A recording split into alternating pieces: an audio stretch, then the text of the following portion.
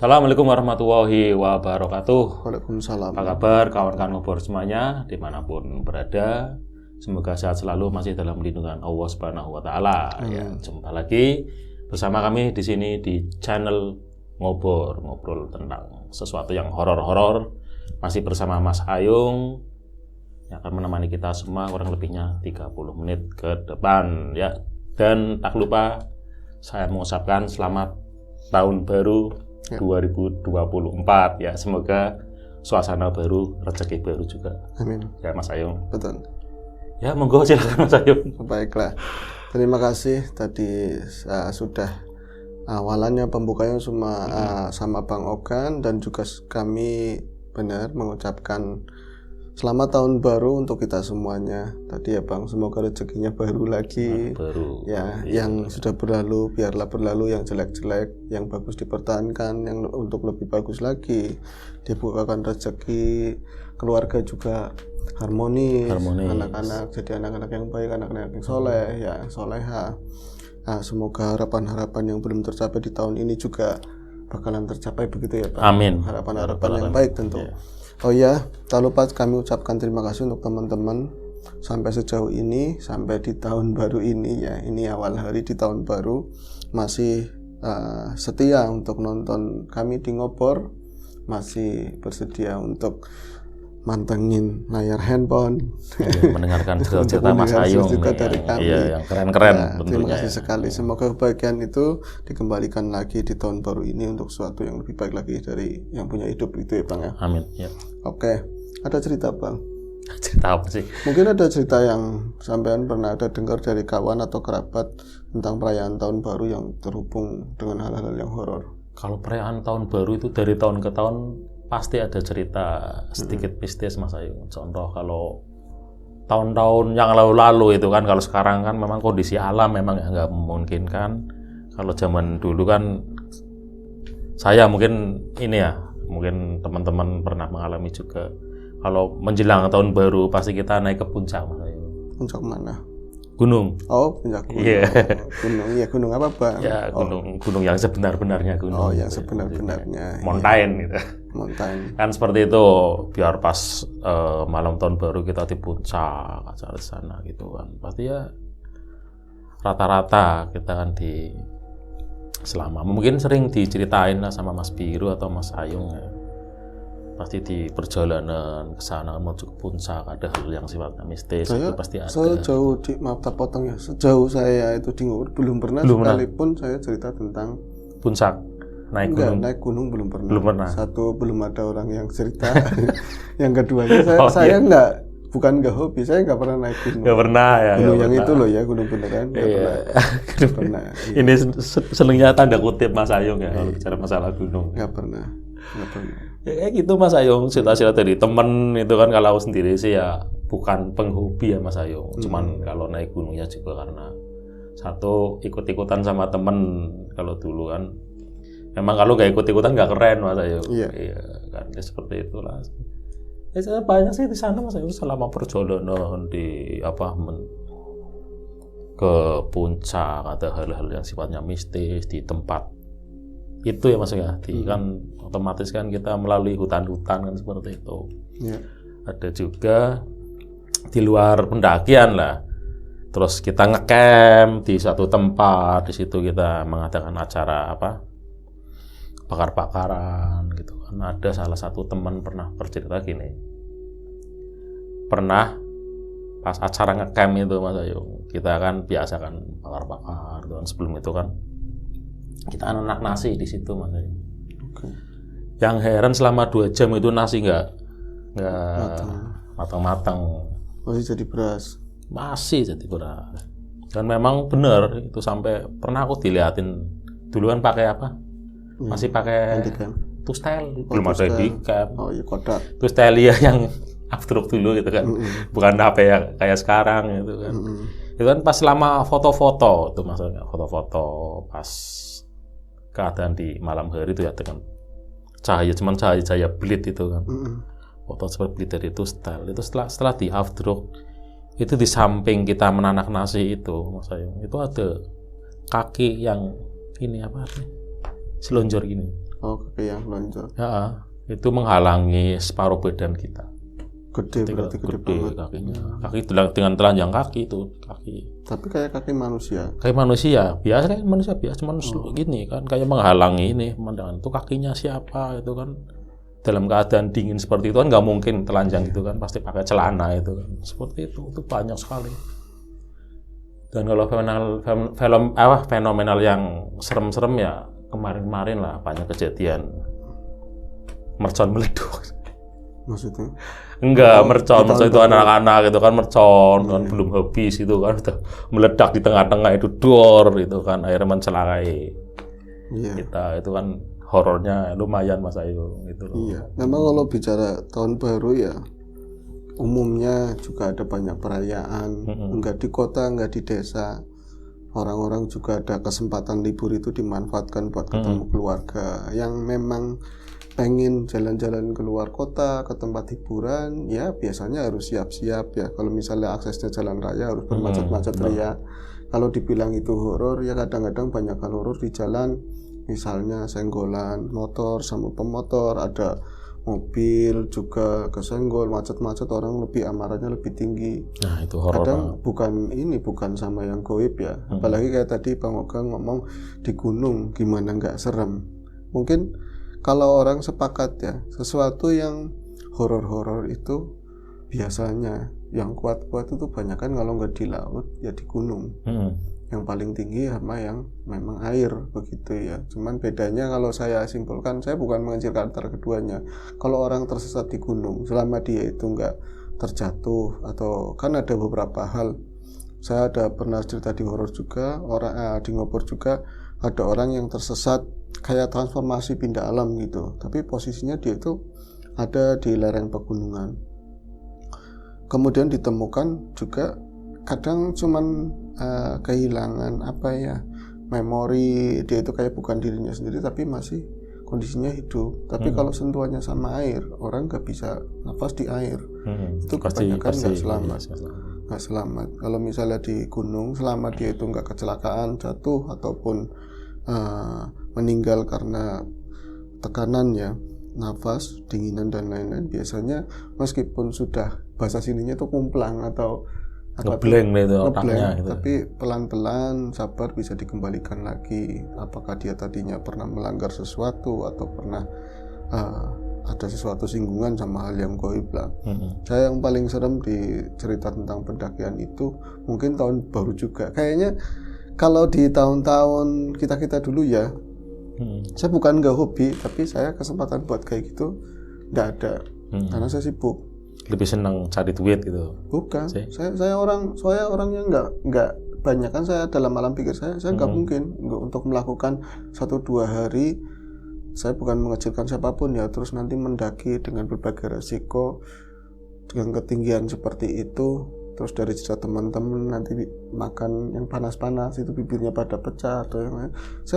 Saya ini di rumah, terutama waktu dulu sama bapak mbah gitu ya, saya harus ada yang dipegang tiap saat tiap waktu, kayak gitu ya, dari yang buat hari-hari tadi tanamannya, makanannya, lebih ke membantu pekerjaan yang ada di rumah. Kalau ditinggal gitu. Gak ada yang handle, terus rumangsa gitu. Kan alat-alatnya itu mahal-mahal semua, saya mahal, siapa gitu kan. Jadi ya untuk bahagia ada banyak caranya. Teman-teman kayak Bang Ogan naik ke atas gunung, apalagi tahun baru mungkin di atas kan lebih pemandangannya. Iya sih. Sebenarnya gini sih Mas Ayung, kayak apa ya, sifatnya manusiawi juga sih. Kadang selama perjalanan, kadang gini, selama kita asik gitu ya pure aja lah. Tapi kan pas namanya kondisi itu kan nggak tahu. Selama kita ini kan pas kelelahan gitu kan, pasti tetap aja ada rasa penyesalan gitu. Mending di rumah gitu. Saya orang pesisir ya. Karena memang mungkin gini, itu hobi setengah-setengah Mas Ayu, karena ikut-ikutan sama temen, ini jujur aja. Cuman nggak begitu mendalami gitu kan. Betul. Karena memang ikut-ikutan teman-teman, ya sih ikutlah, coba cari pengalaman gitu, cuman kayak gitu toh. Namanya hobi kan ya. Kadang-kadang yang tadi benar-benar pencinta alam, pertanyaannya kalau kamu mencintai alam, apa yang sudah kamu lakukan untuk alam? Kan begitu. Bukan cuma sekedar melihat terus indah banget ya gini-gini, kan nggak seperti itu. Terus ada lagi tadi yang cuma ikut-ikutan, bukan orang siapa-siapa dari keluarga yang memang bukan keluarga mampu. Dia adalah tulang punggung, digadang-gadang sama orang tua, nanti bisa gantiin bapaknya yang sakit, bisa bekerja, bisa ngopeni, jadi payung buat keluarga. Ternyata tadi ceroboh atau apa, akhirnya meninggal sia-sia. Ada yang seperti itu yang sangat kadang-kadang disayangkan. Tapi kalau benar-benar yang memang hobi murni, dia benar-benar mencintai alam, itu malah bagus kan. Nah, itu yang memang hobinya seperti itu. Hobinya yang senang diving, yang kayak saya diving alatnya lemah nganggo apa? Ya paling di atas laut cekelan joran begitu. Nah, seperti itu banyak. Tapi ada cerita pendakian yang luar biasa waktu itu. Teman-teman saya dari Bekasi, saya nggak ikut, jelas dapat cerita aja, cuman sampai ada ngelakuin hal fatal. Gunung apa saya lupa, tapi di Jawa Barat ya. Sampai pulang itu ada satu anak perempuan waktu itu sampai akhirnya meninggal. Jadi aneh, banyak kejadian aneh di sana. Terus ada yang negor, ya biasa tebang-tebang sembarangan, bakar-bakaran apa gitu. Terus ada yang teman dijanji kalau yang ikut dalam kondisi jangan lagi dapat lagi menstruasi, ternyata ada yang melanggar pantangan tersebut katanya. Kemudian ada juga yang bawa kuncinya kamar mandi di mana gitu kan. Akhirnya di rumah itu, sampai rumah pun di sana gitu ya, hampir ada beberapa yang meninggal karena pusaran arus. Air tiba-tiba datang gede, itu secara nggak normal. Kemudian di rumah itu sampai ada yang meriang, sampai benar-benar keluarga sama teman-teman lihat. Jadi di atas kasur itu ngambang, benar-benar ngambang dengan posisi tangan itu luruh ke bawah, kaki ke bawah, kayak orang disanggah begini, kayak dipantek, kayak dalam pandangan goib itu semacam ada pasak gede yang tembus dari bawah ke atas tubuhnya, jadi begini. Jadi itu kayak gini. Posisinya mati apa? Apa setengah? Belum meninggal, akhirnya meninggal juga. Itu ada seperti itu. Makanya di mana tempat tetap kita berdampingan ya, adab itu tetap harus kita junjung. Namanya ilmu nggak ada adab ya, ada begoroh kata orang Tegal kan. Betul. Ada etika, ada attitude-nya. Saya kemarin ada cerita-cerita di tahun baru ya. Umumnya kalau orang Penginyongan bahasanya, orang Tegal itu Penginyongan berarti orang-orang rakyat lah, orang-orang biasa. Rakyat jelata gitu. Rakyat jelata. Untuk misalnya di Tegal itu objek wisata sekalian promosi ya, ada Guci. Guci itu pasti macet parah. Betul. Ya dari pertigaan Yomani aja udah luar biasa wis. Terus tempat-tempat yang lain yang namanya tahun baru pasti banyakan berdesak-desakan, macet, biaya, resiko dan macam halnya. Akhirnya orang-orang kampung seperti kami, anak-anak muda itu kebanyakan lebih ngumpul sama keluarga di rumah, dan pilihan yang paling paling mendingan lah daripada yang lain adalah bakar-bakaran, Bang. Bakar-bakaran rumah enggak sih, bakar-bakaran ayam, bakar-bakaran ikan. Bahkan di sini di Tegal itu beberapa penyedia dadakan begitu ya, untuk tahun baru itu ada yang non-stop, mereka stok ayam, stok ikan-ikan yang khusus buat bakaran. Jadi jam berapa aja, misalnya saya itu belum ada rencana, terus jam 10 barikan aja yuk, itu ada, beli di mana gitu, itu dekat. Nyambung dengan hal kayak gitu, beberapa tahun yang lalu pernah ada kejadian ketika malam tahun baru. Jadi ketika mereka mengadakan bakar-bakaran ayam, ya ada ayam, ada ikan juga. Itu ada yang senengnya ikan, ya tetap dibelanjakan ikan secukupnya, sama ayam berapa potong. Dan waktu itu rombongan banyak orang. Itu kejadiannya di dekat kampung kami. Jadi tahun baru waktu itu yang kerjanya di Jakarta juga libur ya, itu ya sekalian ajang ketemu sama kawan-kawan, walaupun nanti lebaran biasanya ketemu juga ya. Terus ada ide yang agak nyeleneh, tapi sebenarnya nggak nyeleneh banget, pengen kayak pesta kebun ceritanya begitu loh. Jadi bakarannya bukan di samping rumah, di depan rumah salah satu teman, tapi pengennya yang kayak alam, kita bikin tenda-tenda kemah begitu loh. Ya ada saru-sarunya, karena yang ada perempuan juga, cuman ya diupayakan nggak sampai yang macam-macam, buat rame-rame, gitar-gitaran dan lain-lain. Niatnya bakal seperti itu. Nah itu ada satu kawan yang memang terlibat waktu itu, sebut saja namanya Dedi ya. Dedi itu udah ngomong wanti-wanti sama kawan-kawan yang terlibat waktu itu, ada 12-an orang lah. Nanti kita ada 2 tenda, yang perempuan sendiri, yang laki-laki sendiri. Cuman bukan di gunung, tapi di kebun. Nah kebun itu masih kebun miliknya keluarganya Dedi. Jadi kebun itu letaknya pinggiran kampung banget, dekat sungai. Nah sungai itu ya konon, namanya sungai-sungai besar kan banyak tadi ya cerita-cerita goib. Dan di titik kebun tersebut, kalau orang bilang itu kayak tempat jin buang anak gitu. Wingit gitu ya? Wingit luar biasa, wingit di situ katanya. Itu 3 hari sebelumnya anak-anak laki-laki itu ke kebun bareng-bareng, itu bawa arit, bawa cangkul buat bersihin lahan yang nantinya sedianya buat camping gitu. Buat camping lah, ya istilahnya camping ya. Buat camping, udah persiapan ya, kompor ya, buat macam-macam buat tahun baruan. Nah, Dedi bilang begini, saya dibilangin sama bibinya Dedi itu umuran kisaran 50-an tahun lah, tapi dia emang dari kecil bukan penyembuh, bukan seorang praktisi paranormal, bukan, tapi memang matanya sering awas, sering mengalami kejadian-kejadian yang pertemuan dengan yang goib-goib itu. Ngomong sama Dedi, ngomongnya begini, Ded, ya mau tahun baru royal temen. Royal itu apa ya? Ya macam-macam aja. Kalau mau bakar-bakaran mengharapi latarku juga. Kalau latarmu itu sempit, pelataran saya itu halaman saya juga luas. Terus emperan kayak terasnya juga luas. Di situ aja royal kayak royal banget, kebun. Ya kalau kebun yang lain mending itu tuh aja macam-macam nang kono lah. Jangan macam-macam di situ. Malah dibersih-bersihin. Ya tepan kok ya, mau buat tahun baruan. Iya Bi, Rosa Royal jangan di situ katanya, jangan di situ kalau bisa. Tapi ya kalau mau di situ ya terserah. Bibi cuman mengingatkan. Itu sempat saya ngomongin ke teman-teman sama Dedi. Wah, jore siapa katanya seperti itu. Kita hidup ya sendiri-sendiri, goib dewek. Yang nyata ya sendiri, yang goib ya sendiri. Takutnya itu ada kejadian yang udah-udah. Jadi konon di kebunnya dia itu, tapi kebanyakan bukan keluarga loh ya, tapi orang jauh itu banyak yang celaka, bahasanya itu nggak ada setan yang matiin orang gitu, tapi terornya itu bikin celaka, karena kaget lari, akhirnya kan kepleset, kepaduk apa bisa meninggal, lari keluar jalan raya, itu banyak yang seperti itu. Yang terakhir katanya di kebun itu lagi belum, tentu kan deskripsinya ya, dia itu banyak pohon-pohon mangga yang besar-besar.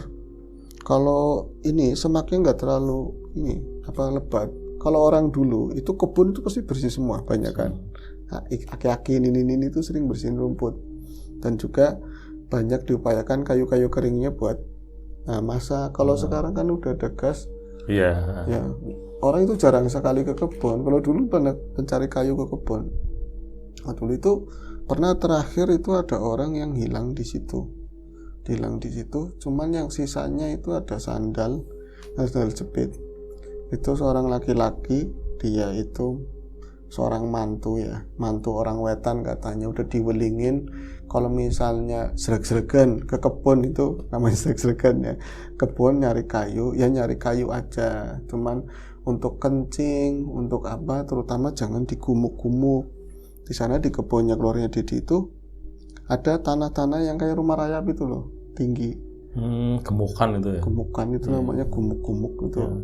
Jangan macam-macam di situ, itu kan malah dikencingin katanya. Pernah sekali ada orang lihat begitu dan diomong. Mungkin ya karena omongan orang itu, terus yang goib itu akhirnya oh ya tak giniin, bisa jadi ya Wisno ya. Tapi waktu itu emang pernah ngencingin itu ketika dia nyari kayu dan diomong, lah kuncinya di mana aja, terserah saya, barang-barang saya katanya ngomong kayak gitu. Nah, ketika seharian itu dari pagi sekitar jam 10-an pergi katanya mau cari kayu sekaligus nyari kelapa, siapa tahu ada kelapa-kelapa jatuh kering kan lumayan, itu nggak pernah kembali. Ternyata itu ada di situ ininya tinggal sendal sendal sama kaos. Jadi posisinya dia itu enggak ada, tapi kaosnya memang kaos yang dipakai dari pagi. Itu dicariin di lingkungan situ, orang tua dulu ini mesti ada sesuatu. Nah ini pas melihat di gumuk itu, gumuk kan tanahnya itu lebih rapuh karena memang itu rumah-rumah di dalamnya kan, itu keropos tuh. kayak kesiram air dan masih ada sisa-sisa bau pesingnya. Itu barulah, maksudnya mungkin seharian ini belum lama gitu kan, itu ada keropos begini, ada bekas alirannya. Wah, gara ini pasti kencing di sini kan, pasti melanggar aturan atau apa, ada yang tersinggung. Itu tahu-tahu ditemukan orang tersebut itu udah jauh dari lokasi tersebut, tapi ada di tempuran kali. Tempuran kali itu kali yang saling bertemu. Itu samping itu kan kali besar itu sampingnya pekarangan tadi, tapi ada tempuran kali itu jauh di hulu sana. Itu di tempuran kali posisinya itu kayak badan bisa ada di tengah-tengahnya bambu loh, dapuran bambu itu. Kayak kita itu ini bambu tumbuh di sini, ini di sini. Jadi kayak nggak bisa kemana-mana. Kalau pakai logika kan nyangsang ini piwe gitu loh. Itu bisa di situ. Kayak orang bener-bener bener-bener di penjara di tengah-tengah bambu ampel, bambu kayak gitu.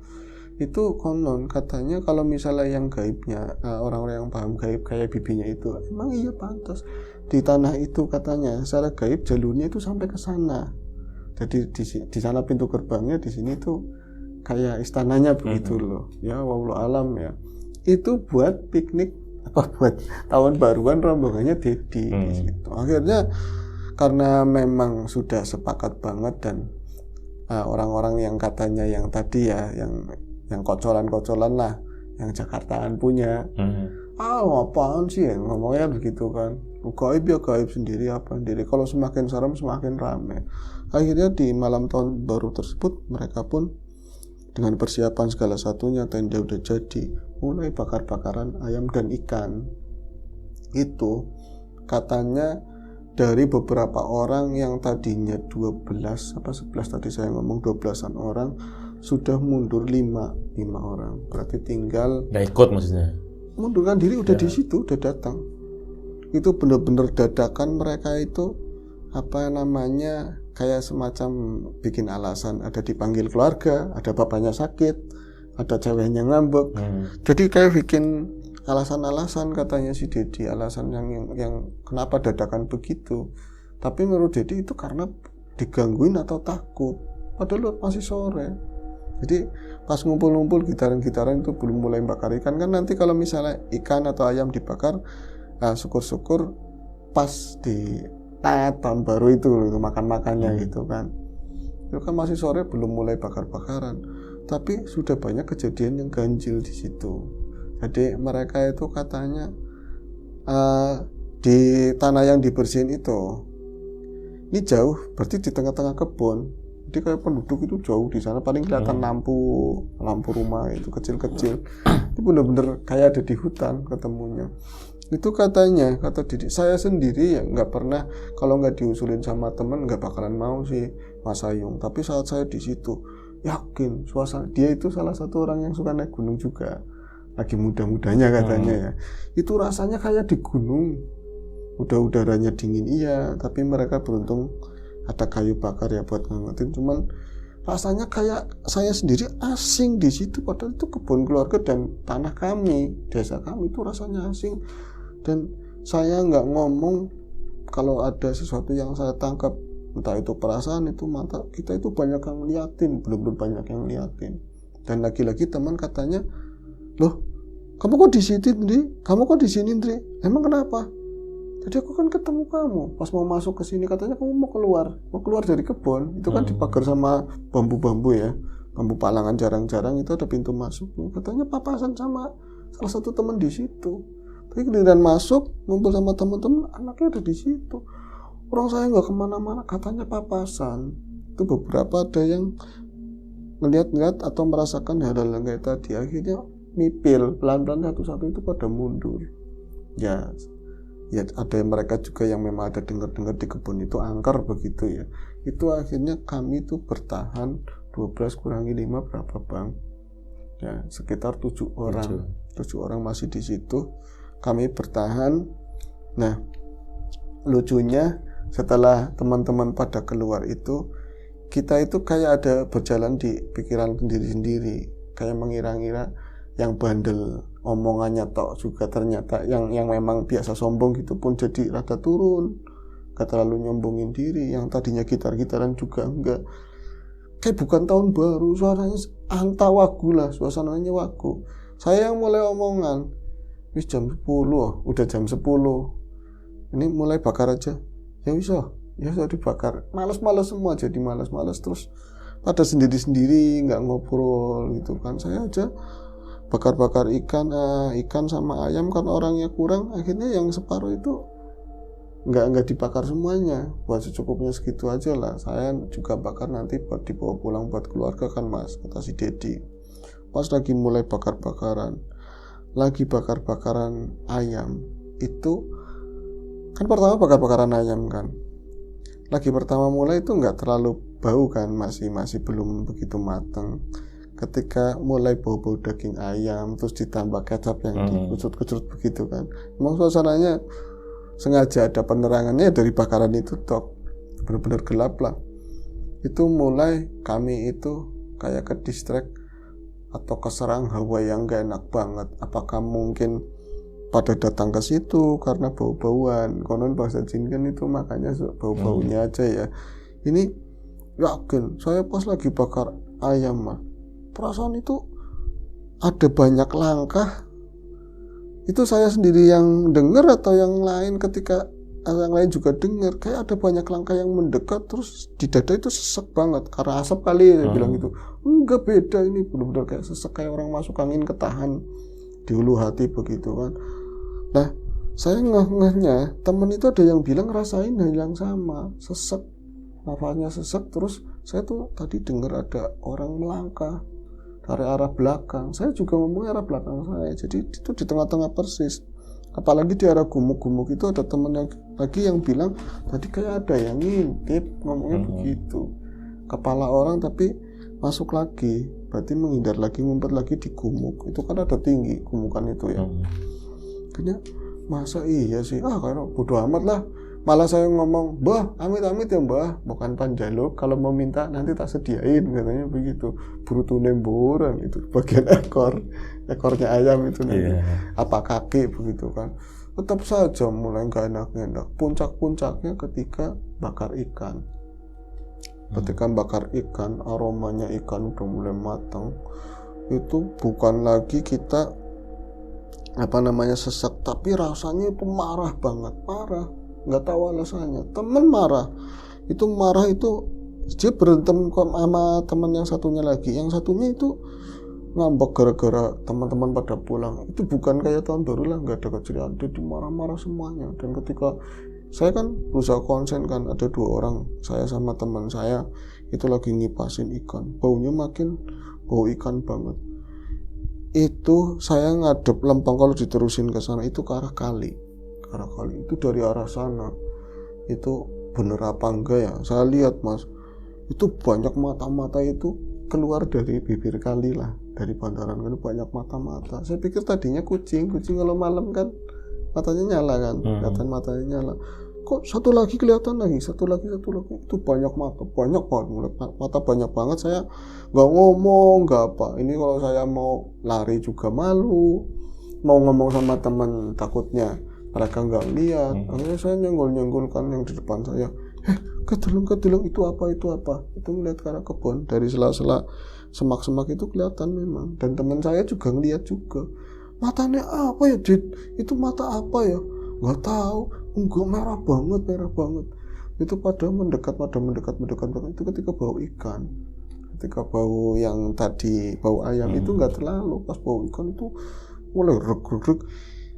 Nah, yang tadi marah-marah semuanya, 7 orang itu berakhir gabung semua.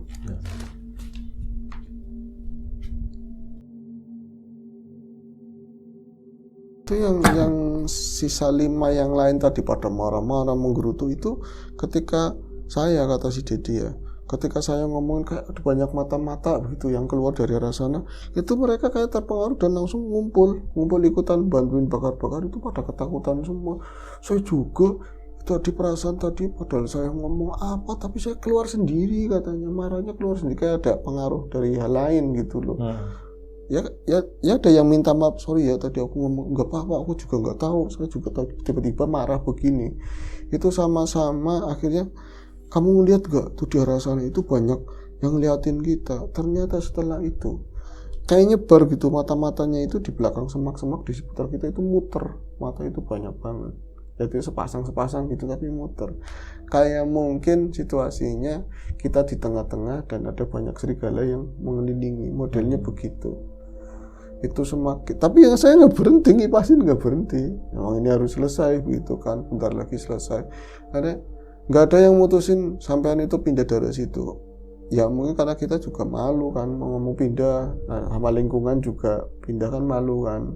Misalnya ke tempat lain, akhirnya tak terusin mas. Itu pas menjelang hampir jam 12-an lah, semua udah selesai dan mata itu tetap masih ada, bahkan ditimpukin sama temen dari tanah-tanah itu kan agak ada banyak tanah-tanah yang agak basah, disamplong mas, ditimpukin begitu juga nggak geser nggak apa. Sampai akhirnya kita itu sepakat udah makan kita dalam tenda aja yuk. Dalam tenda itu udah tenda 2, satu masuk ke tenda yang satunya, mereka bertujuh ya, masuk ke satu tenda itu gede, emang tendanya gede kayak terpal tentara katanya. Pas masuk ke sana itu makannya di dalam, sih tadi sempat dicuil-cuil makan ya, nyobain di luar, akhirnya makan di dalam. Pas masuk makan di dalam itu kan cuman pakai baterai, beneran pakai senter digeletakin headlamp. Itu kelihatan banget ada banyak bayangan yang muterin tenda katanya. Dan itu Mas Ayung bentuknya itu aneh katanya. Ya memang ada tangan, ada kaki, tapi kayak semacam bukan manusia. Jadi kepalanya itu gede-gede semuanya.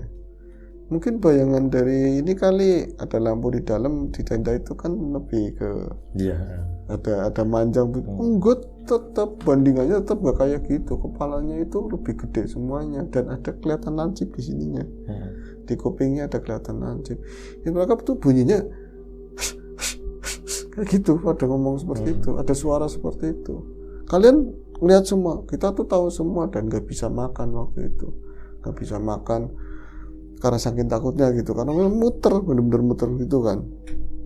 Akhirnya yang lucu, walaupun sama-sama takut, kita itu nggak ada yang ngomandoin atau mulai yuk pergi aja atau kabur, itu apa, itu nggak ada yang ngomong, sama-sama ngerasakan semua.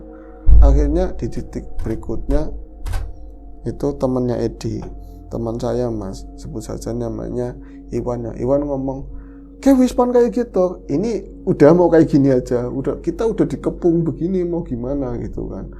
Itu akhirnya saya itu inisiatif, oh apa jangan-jangan beli sekali ya digituin, apa jangan-jangan setan kali pada kesini, Om mau manggilnya Om lagi. Asli mas, saya itu bukan yang lawak ya, saya karena ngatasin rasa takut kan banyak teman-teman bercanda ya, Om hambaan mau pada minta ini digituin. Saya akhirnya itu ada bagian paha ayam, saya lemparin lewat pintu, buka sedikit, lemparin ke sana. Itu nggak ada perubahan sama sekali. Dan sempat tadi ketika saya membuka pintu tenda sedikit gitu ya, itu kelihatan mereka itu warnanya itu agak putih-putih kabuan, cuman ngeliatnya sedikit banget, kayak bagian pinggang sama kaki sedikit. Dan ketika dilihat sama saya itu langsung geser. Mereka langsung geser di tempat yang saya sulit buat melihat begitu kan. Nggak ada yang mau sama sekali. Orang gelem nggak mau. Itu yang lain ketika saya melempar itu, ternyata mereka tuh ngumpul semuanya di tenda itu bareng-bareng begini semuanya, ketakutan. Nggak yang ngomongannya gede, nggak yang memang sebenarnya emang penakut ya. Aku udah ketakutan semua. Nah itu kan udah hampir banget tahun baru, misalnya pokoknya hampir jam 12.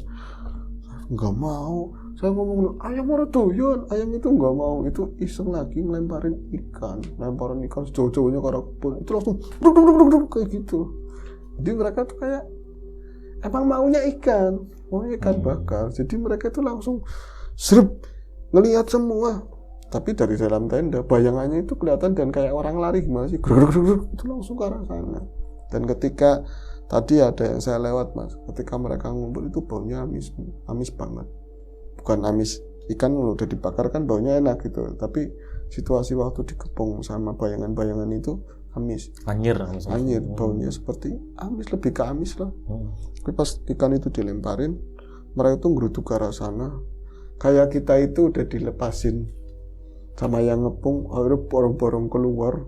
Ada yang keluarnya lewat samping, dibedul, semuanya morat marit lah. Itu kacau balau. Kita pas keluar pagar tadi ya, pagar kebun tadi, pas tahun baru.